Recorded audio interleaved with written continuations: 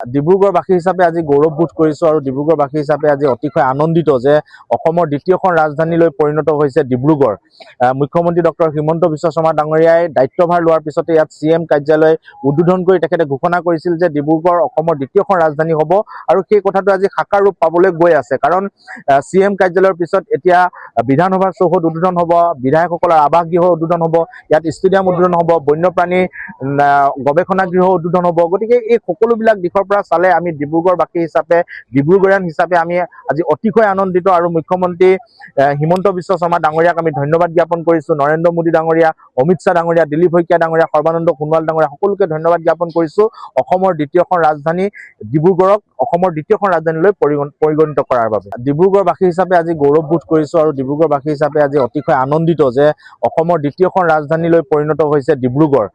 মুখ্যমন্ত্ৰী ডক্টৰ হিমন্ত বিশ্ব শৰ্মা ডাঙৰীয়াই দায়িত্বভাৰ লোৱাৰ পিছতে ইয়াত CM কাৰ্যালয় উদ্বোধন কৰি তেখেতে ঘোষণা কৰিছিল যে ডিব্ৰুগড় অসমৰ দ্বিতীয়খন ৰাজধানী হ'ব আৰু সেই কথাটো আজি সাকাৰ ৰূপ পাবলৈ গৈ আছে। কাৰণ CM কাৰ্যালয়ৰ পিছত এতিয়া বিধানসভাৰ চৌহদ উদ্বোধন হ'ব, বিধায়কসকলৰ আৱাস গৃহ উদ্বোধন হ'ব, ইয়াত ষ্টেডিয়াম উদ্বোধন হ'ব, বন্যপ্ৰাণী গৱেষণা গৃহ উদ্বোধন হ'ব। গতিকে এই সকলোবিলাক দিশৰ পৰা চালে আমি ডিব্ৰুগড়বাসী হিচাপে, ডিব্ৰুগড়িয়ান হিচাপে আমি আজি অতিশয় আনন্দিত আৰু মুখ্যমন্ত্ৰী হিমন্ত বিশ্ব শৰ্মা ডাঙৰীয়াক আমি ধন্যবাদ জ্ঞাপন কৰিছোঁ। নৰেন্দ্ৰ মোদী ডাঙৰীয়া, অমিত শ্বাহ ডাঙৰীয়া, দিলীপ শইকীয়া ডাঙৰীয়া, সৰ্বানন্দ সোণোৱাল ডাঙৰীয়া সকলোকে ধন্যবাদ জ্ঞাপন কৰিছোঁ।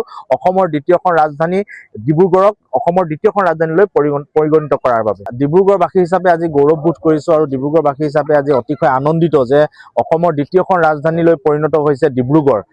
মুখ্যমন্ত্ৰী ডক্টৰ হিমন্ত বিশ্ব শৰ্মা ডাঙৰীয়াই দায়িত্বভাৰ লোৱাৰ পিছতে ইয়াত CM কাৰ্যালয় উদ্বোধন কৰি তেখেতে ঘোষণা কৰিছিল যে ডিব্ৰুগড় অসমৰ দ্বিতীয়খন ৰাজধানী হ'ব আৰু সেই কথাটো আজি সাকাৰ ৰূপ পাবলৈ গৈ আছে। কাৰণ CM কাৰ্যালয়ৰ পিছত এতিয়া বিধানসভাৰ চৌহদ উদ্বোধন হ'ব, বিধায়কসকলৰ আৱাস গৃহ উদ্বোধন হ'ব, ইয়াত ষ্টেডিয়াম উদ্বোধন হ'ব, বন্যপ্ৰাণী গৱেষণা গৃহ উদ্বোধন হ'ব। গতিকে এই সকলোবিলাক দিশৰ পৰা চালে আমি ডিব্ৰুগড়বাসী হিচাপে, ডিব্ৰুগড়িয়ান হিচাপে আমি আজি অতিশয় আনন্দিত আৰু মুখ্যমন্ত্ৰী হিমন্ত বিশ্ব শৰ্মা ডাঙৰীয়াক আমি ধন্যবাদ জ্ঞাপন কৰিছোঁ। নৰেন্দ্ৰ মোদী ডাঙৰীয়া, অমিত শ্বাহ ডাঙৰীয়া, দিলীপ শইকীয়া ডাঙৰীয়া, সৰ্বানন্দ সোণোৱাল ডাঙৰীয়া সকলোকে ধন্যবাদ জ্ঞাপন কৰিছোঁ।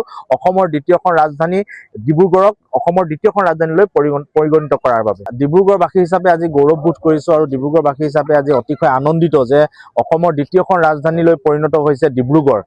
মুখ্যমন্ত্ৰী ডক্টৰ হিমন্ত বিশ্ব শৰ্মা ডাঙৰীয়াই দায়িত্বভাৰ লোৱাৰ পিছতে ইয়াত CM কাৰ্যালয় উদ্বোধন কৰি তেখেতে ঘোষণা কৰিছিল যে ডিব্ৰুগড় অসমৰ দ্বিতীয়খন ৰাজধানী হ'ব আৰু সেই কথাটো আজি সাকাৰ ৰূপ পাবলৈ গৈ আছে। কাৰণ CM কাৰ্যালয়ৰ পিছত এতিয়া বিধানসভাৰ চৌহদ উদ্বোধন হ'ব, বিধায়কসকলৰ আৱাস গৃহ উদ্বোধন হ'ব, ইয়াত ষ্টেডিয়াম উদ্বোধন হ'ব, বন্যপ্ৰাণী গৱেষণা গৃহ উদ্বোধন হ'ব। গতিকে এই সকলোবিলাক দিশৰ পৰা চালে আমি ডিব্ৰুগড়বাসী হিচাপে, ডিব্ৰুগড়িয়ান হিচাপে আমি আজি অতিশয় আনন্দিত আৰু মুখ্যমন্ত্ৰী হিমন্ত বিশ্ব শৰ্মা ডাঙৰীয়াক আমি ধন্যবাদ জ্ঞাপন কৰিছোঁ। নৰেন্দ্ৰ মোদী ডাঙৰীয়া, অমিত শ্বাহ ডাঙৰীয়া, দিলীপ শইকীয়া ডাঙৰীয়া, সৰ্বানন্দ সোণোৱাল ডাঙৰীয়া সকলোকে ধন্যবাদ জ্ঞাপন কৰিছোঁ।